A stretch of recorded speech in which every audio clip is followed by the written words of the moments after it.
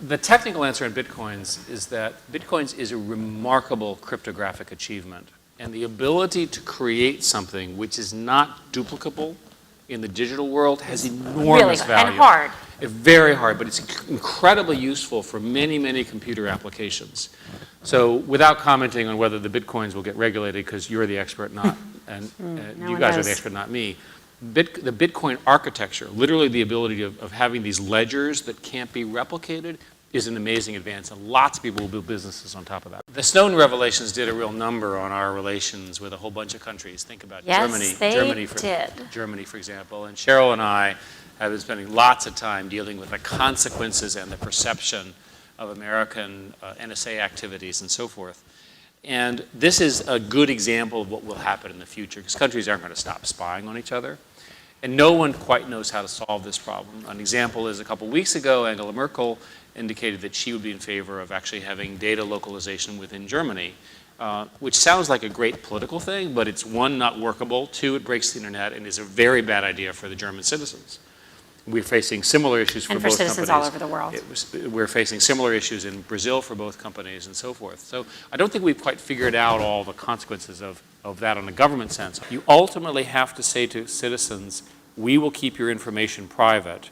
You have to decide, you have a responsibility for how much you want to disclose, where you want to disclose it. You can't just blindly assume that it's the old model. The new model has a lot more subtlety in it. You've got to create an environment where incumbents can't block new entrants. So you have to have a place, right, some place where startups can flourish, where the regulators won't kill them. Most industries are highly regulated, and without passing judgment, the regulators and the regulatees have gotten to know each other really well. And the new startups, the incumbents, the new ideas, they're not at the table. So an awful lot of the regulations tend to favor the incumbents or the structural incumbents. You got to fix that. Maybe there are limits to what the internet can do. Maybe there are some problems that not even the internet At the Computer History Museum, you're willing to say such a bold statement? I think Syria and Ukraine offer two really compelling examples of a bug that exists in our techno-optimism. If you look at Syria, you have 150,000 people who've been killed, millions of refugees flooding across the border, chemical weapons used on at least 3 different occasions that we know of. And yet there's no shortage of videos coming out of Syria.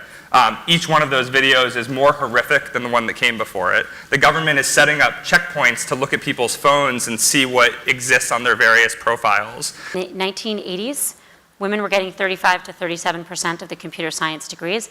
We're down to 13.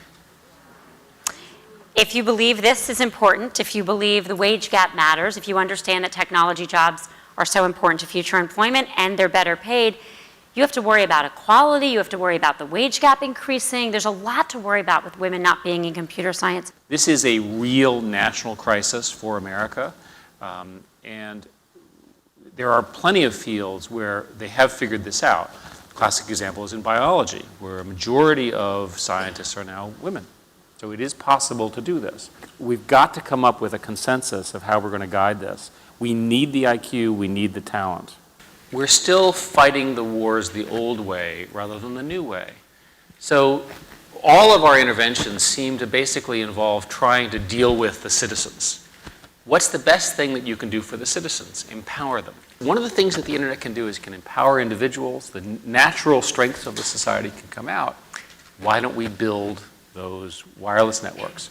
The life of autocratic dictators is going to get a lot worse. The empowerment of the individual, because of the technology that we all build, is a new problem for them.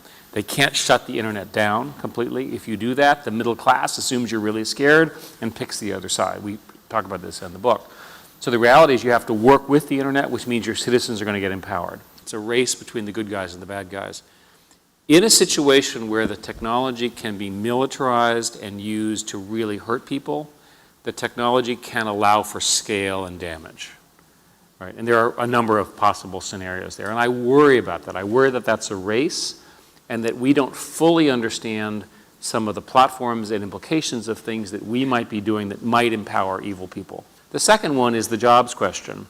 And there, the race is the race between computers and humans. And by the way, I'm clearly on the human side on this. The humans have to win.